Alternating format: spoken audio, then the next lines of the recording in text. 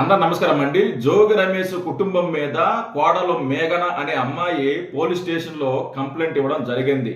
వరకట్న ఏదింపులు, అలాగే గృహహింస, అటెంప్ట్ మర్డరు, దీంతో పాటు తన భర్త రాజీవ్ ఎవరైతే ఉన్నారో అతను సంసారానికి పనికిరాడు, అతను నపంసుకుడు అని పలు సెక్షన్ల మీద కేసు నమోదు చేయడం జరిగింది. పోలీసులు కూడా కేసుని నమోదు చేశారు. ఈ జోగి రమేష్ ఫ్యామిలీ కోసం పోలీసులు వెతుకుతున్నారు. వాళ్ళు ఎక్కడున్నారో ఇంతవరకు సమాచారం లేదు, పరారీలో ఉన్నారు అని పోలీసులు చెబుతున్న వర్షనం. అయితే ఈ జోగి రమేష్ ఈ కేసు విషయం మీద ఈ గొడ్డల పార్టీలో ఉన్న నాయకులు ఒక్కరంటే ఒక్కరు కూడా స్పందించలేదండి. ఒక్కరంటే ఒక్కరు కూడా స్పందించలా. ఈ పార్టీలో కొంతమంది మహిళా నేతలు కూడా ఉన్నారు. వాళ్ళైనా స్పందిస్తారనుకుంటే వాళ్ళు కూడా స్పందించలా. అసలుకి మాది పక్షపాత పార్టీ, మహిళలకు ఏమన్నా జరిగితే మేము ఊరుకోము, నరికేస్తాం, పొడి చేస్తాము, పీకేస్తాము, కట్ల కట్టేస్తామని పెద్ద పెద్ద ముద్ర మాటలు మాట్లాడుతుంటారు. ఒక మహిళకి అన్యాయం జరిగితే తన సొంత పార్టీ నేత ఒక అమ్మాయిని చంపాలని ప్రయత్నిస్తే ఒక్కరంటే ఒక్కరు కూడా స్పందించాల. ఆఖరికి జగన్మోహన్ రెడ్డి కూడా ఇంతవరకు స్పందించలా, ఒక్క ట్వీట్ కూడా వేయలా. అయితే జగన్మోహన్ రెడ్డి ఒకవేళ దీని మీద స్పందిస్తే ఎలా ఉంటుంది, జగన్మోహన్ రెడ్డి ఈ విషయం మీద ఒక ట్వీట్ చేస్తే ఎలా ఉంటుంది అని నేను సొంతంగా ఆలోచించి నా క్రియేటివిటీతో నేను ఒక మెసేజ్ని టైప్ చేయడం జరిగింది. అది మీకు చదివి వినిపిస్తాను. నా క్రియేటివిటీ కనుక మీకు నచ్చితేనే నా ట్వీటు అంటే జగన్మోహన్ రెడ్డి వేసిన ట్వీట్ మీకు గనక నచ్చితేనే వీడియోని లైక్ చేసి సబ్స్క్రైబ్ చేసుకోవడానికి ప్రయత్నించండి. ఓకే, ఇప్పుడు జగన్మోహన్ రెడ్డి ఈ విషయం మీద స్పందిస్తే ఎలా ఉంటుంది అనేది మీకు 1 by 1 చదువుతాను, వినిపిస్తాను. చాలా బాగుంటుంది. మంచి క్రియేటివిటీతో నేను టైప్ చేశాను. సో వీడియోని పూర్తిగా చూడడానికి ప్రయత్నించండి. అయితే ఇప్పుడు చదువుతా చూడండి. బీసీ నేత మాజీ మంత్రి జోగి రమేష్ ఫ్యామిలీపై చంద్రబాబు చేస్తున్న కుట్రని ఖండిస్తున్నాను. చంద్రబాబు నాయుడు గారు కుట్ర చేశారంట, జగన్మోహన్ రెడ్డి గారు ట్వీట్ చేశారు. ఓకే, జోగి రాజీవ్ మేఘన అనే దంపతులకు 2025 మే 28న వివాహం జరిగింది. వివాహం సమయంలో 1.5 కేజీ బంగారం, 10 లక్షల ఎండి కట్నం కింద ఇచ్చిన అత్తింటి వారు. మంచిది. పెళ్ళైన కొద్ది రోజులకి ఖర్చులు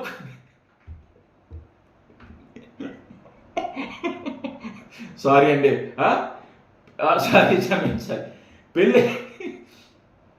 పెళ్ళైన కొద్ది రోజులకి ఖర్చుల కోసం మరో 5 కోట్లు నగదు, ఫార్చునరీ కారు, దాంతో పాటు అత్త ఆడబడుచులకి వజ్రాల హారాలు తీసుకొని రావాలని వేధించడం తప్ప చంద్రబాబు అని జగన్మోహన్ రెడ్డి గారు ప్రశ్నిస్తున్నాడు. ఏది 5 కోట్లు డబ్బు అడిగితే తప్ప, వరకట్నం మీద వేధిస్తే తప్ప, అది ఎలా తప్పు అవుతుంది చంద్రబాబు నాయుడు గారు అని చంద్రబాబు నాయుడు గారిని జగన్మోహన్ రెడ్డి గారు ప్రశ్నిస్తున్నారు. తర్వాత అదనపు కట్నం, ఓకే ఇది ఎక్కడుంది ఇది, అదనపు కట్నం తేలేదని బాల్కనీ నుంచి తోసి చంపాలని జోగి రమేష్ తమ్ముడు కుటుంబ సభ్యులు ప్లాన్ చేశారు. అది తప్ప చంద్రబాబు? కట్నం తేలేదని బాల్కనీల మీద నుంచి తోసి చంపాలని చూశారు జోగి రమేష్ తన తమ్ముడు ఫ్యామిలీ. అది తప్ప చంద్రబాబు నాయుడు గారు అని జగన్మోహన్ రెడ్డి గారు ప్రశ్నిస్తున్నాడు. అలాగే ఆ ప్లాను ఫెయిల్ అవడంతో ఒక్క నిమిషం అండి, ఇది చిన్న చిన్న అక్షరాలు ఉంది.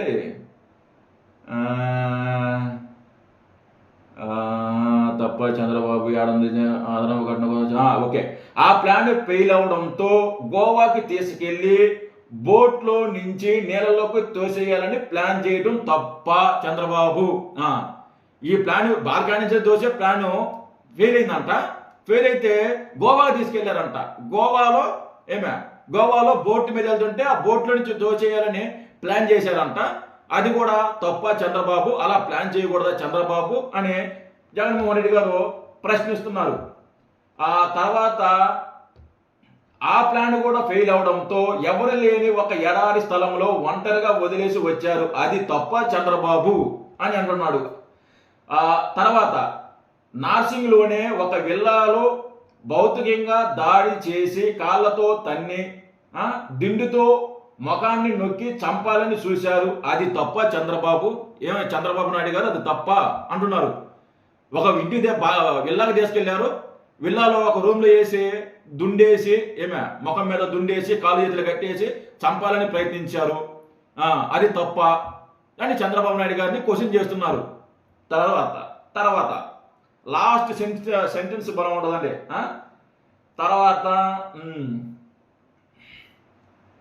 తర్వాత అయిపోయింది కదా, అది తప్ప చంద్రబాబు. సొంత కోడలని చంపుకునే స్వేచ్ఛ కూడా ఈ రాష్ట్రంలో లేదు, దీనికి నేను చాలా బాధపడుతున్నాను. జోగి రమేష్ ఫ్యామిలీ నాకు చాలా కాలంగా తెలుసు, వాళ్ళు చాలా మంచి వాళ్ళు. చిన్న పిల్లల మనస్తత్వం, కట్నం కోసం వేధించారు, చంపాలని చూశారు, కొట్టారు, తిట్టారు, అంత మాత్రాన అది తప్పు అంటే ఎలా చంద్రబాబు అని ప్రశ్నిస్తున్నాడండి జగన్మోహన్ రెడ్డి. కట్నం కోసం ఏదో కొట్టారు, చంపాలని చూశారు, ప్రయత్నించారు, అంత మాత్రాన అది తప్పేలా వద్దు చంద్రబాబు గారు. వాళ్ళు చాలా చిన్నపిల్లలు, చాలా చిన్నపిల్లల మనస్తత్వం నాకు చాలా రోజుల నుంచి తెలుసు. చంపాలనుకున్నారు. ఈ రాష్ట్రంలో స్వేచ్ఛగా చంపుకునే స్వేచ్ఛ కూడా లేదని చెప్పి మాట్లాడుతున్నారు జగన్మోహన్ రెడ్డి గారు. 29లో మేము అధికారంలోకి వస్తాము, అప్పుడు జోగి రమేష్కి పూర్తి స్వేచ్ఛ ఇస్తాము, చంపుకోమని. పూర్తి స్వేచ్ఛ ఇస్తారంట చంపుకోమని. అయినా చంద్రబాబు నాకు తెలియక అడుగుతున్నా, తన కోడలని తాను చంపుకుంటే తప్పేంటి చంద్రబాబు అంటున్నాడండి. తన కోడలు తన ఇష్టం, చంపుకుంటాడో లేకుంటే ఇంకేమన్నా చేసుకుంటాడో దాంట్లో తప్పేముంది అని జగన్మోహన్ రెడ్డి గారు మాట్లాడుతున్నారండి. జగన్మోహన్ రెడ్డి గారు స్పందిస్తే ఇలా ఉంటుందన్నమాట. అరే, ఈ రాష్ట్రంలో తన కోడల్ని తను చంపుకునే స్వేచ్ఛ కూడా ఉండదా? ఇదేం అన్యాయం, ఇదేం అక్రమం. ఏదో వరకట్నం కోసం, ఎగస్ట్రా ఖర్చుల కోసం ఒక 5 లక్షలు అడిగారు, అంత మాత్రాన మీరు కేసులు పెడతారా? కక్షపూర్వకం సాధిస్తారా? కూటమి ప్రభుత్వం అని ప్రశ్నిస్తున్నాడు కాబట్టి ఈ రోజున కేసులు పెడుతున్నారు. వాళ్ళు చాలా మంచోళ్ళు, అమాయకులు అనే లెవెల్లో జగన్మోహన్ రెడ్డి మాట్లాడతాడు, దాంట్లో ఎలాంటి సందేహం లేదు. ఇప్పుడు నేను ఏదైతే ట్వీట్ చదివానో అదే ట్వీట్ ఖచ్చితంగా వేసినా కానీ ఆశ్చర్యపోకర్లా, మాట్లాడినా కూడా ఆశ్చర్యపోకర్లా. అలాంటి మెంటాలిటీ గల మనస్తత్వం జగన్మోహన్ రెడ్డిది. ఎవరైతే ఈ సిదిరి అప్పలరాజు కొడుకు ఒక బైక్ యాక్సిడెంట్ చేస్తే అది తప్పైంది, తప్పునిగా చెప్పకుండా ఏదో చిన్న పిల్లోడు తెలియక ఏదో జరిగింది అంత మాత్రాన్ని అరెస్ట్ చేస్తారంటే, యాక్సిడెంట్ కేసులో హిట్ అండ్ డ్రైవ్లో అరెస్ట్ చేయరా? కేసులు పెట్టకూడదా? జైలుకి పంపించకూడదా?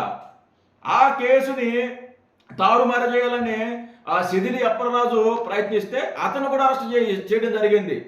అది కూడా తప్పంట వీళ్ళకి, అది కూడా అన్యాయం అంట. ఇంకేదిరా న్యాయం మీకు? ప్రతిసారి మేము ఉన్నాము, మహిళలకి మేము కాపాడతామని పెద్ద పెద్ద ముద్ర మాటలు మాట్లాడతారు కదా. ఒక మహిళ మీ నేత ఎవరైతే మీ మాజీ మంత్రి జోగి రమేష్ గృహహింస చేశాడు. ఒక మహిళని గృహహింస చంపాలని ప్రయత్నించారు, వరకట్నం వేధించారు. తన కొడుకు నపుంసకుడని తెలిసి కూడా దాన్ని దాపెట్టి ఆ అమ్మాయితో పెళ్లి చేశారు. ఎంత పెద్ద తప్పు! ఒక తప్పు అయితే క్షమించవచ్చు, ఎన్ని తప్పులు చేశారా? ఎన్ని తప్పులు చేశారు? కొడుకు నపుంసకుడు అనే సంగతి దాచారు.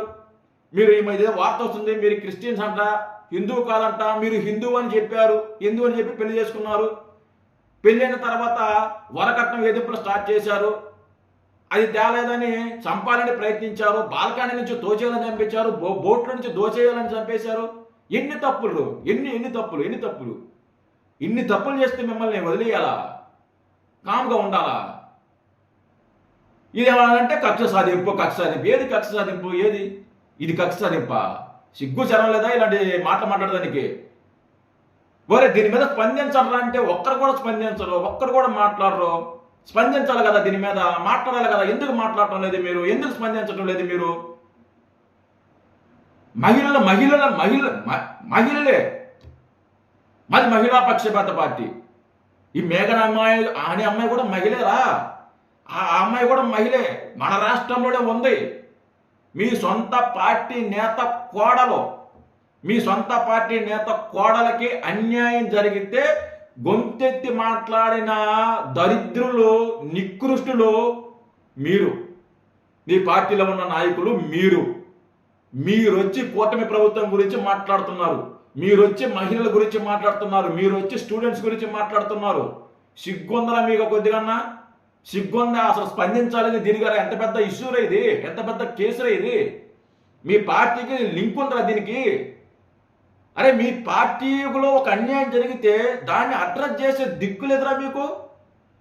దాని గురించి మాట్లాడే దమ్ము లేదురా మీకు? సిగ్గుమాలని ఎదవలారా, సిగ్గుమాలని మాటరా మీరు, సిగ్గులేని ఎదవలారా. Thank you.